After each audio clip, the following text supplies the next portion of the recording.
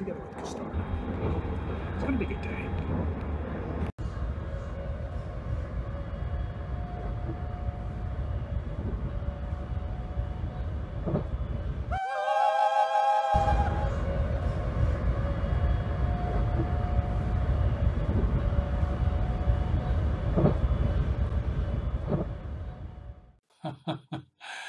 Well, eventually I made it. I had a great time out with Erwin, with Custardo, and Zwolle is a very nice town. The thing is, there were a lot of works going on the rails, on Dutch rails, and yeah, we really had to take a detour over Deventer that actually took us about twice as long, but it was nice. It was nice. So I got a couple of pickups, only three, which were actually quite worth it. And I'll start with the most expensive item, and I'll end with the most cheap item. The most expensive item was this Touch Katamari, Touch My Katamari, which is one of the Katamari Damacy games where you are a prince that has to roll up a lot of items in a big bowl. It originated on the PlayStation, and it's just an incredibly crazy and fun game, and to have this on the Wii is actually quite fun. Of course, it only comes with the cartridge and a little leaflet. But yeah, it's nice to have a physical game for the PS Vita. Katamari Damacy. Actually, it uses touch controls, also standard controls. Basically, the gameplay is like this. It's a great game. You just have to check it out yourself. This was actually 20 euros, so well, a bit on the expensive side, but a good game.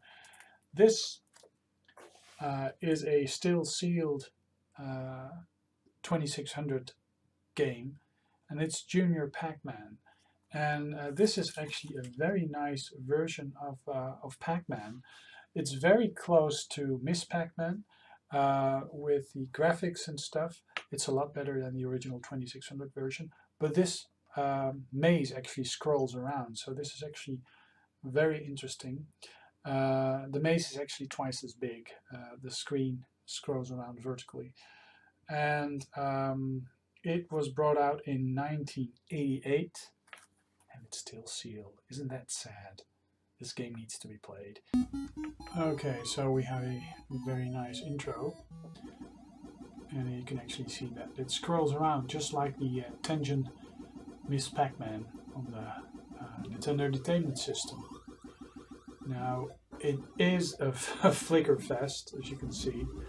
And in reality, it actually looks a lot less bad than it does in the grab, because sometimes the ghosts seem to disappear. But yeah, it's a fun game. The maze is huge, and because it scrolls, you don't always... Whoops, and I'm dead. For 5 euros, that was the most cheap game, and that's actually Lamont Lamar 24 hours, 5 euros.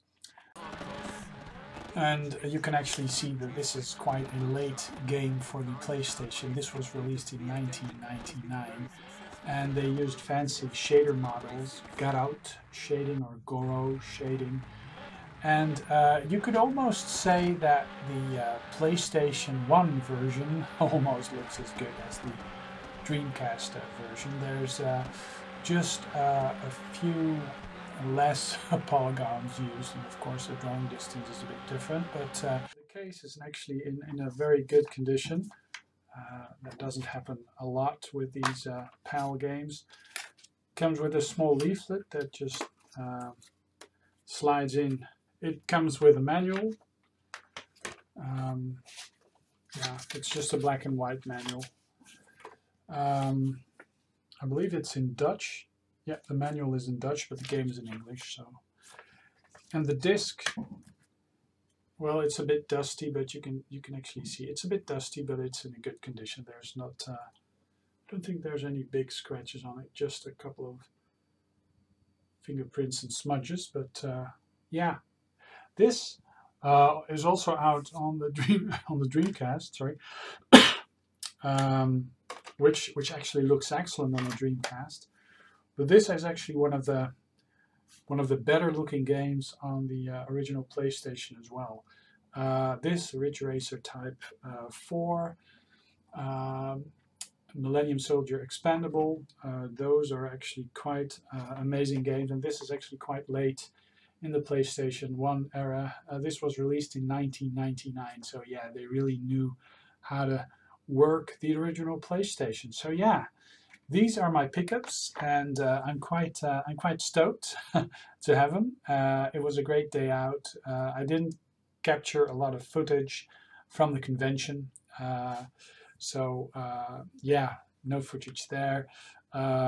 Just a great weekend out. It was a Sunday, a lazy Sunday, with actually quite nice weather. The sun is actually streaming in, so it's kind of overexposure. Nothing to be done about this with this camera, but yeah. So that's it. I'll be back with another video soon. Thanks for watching.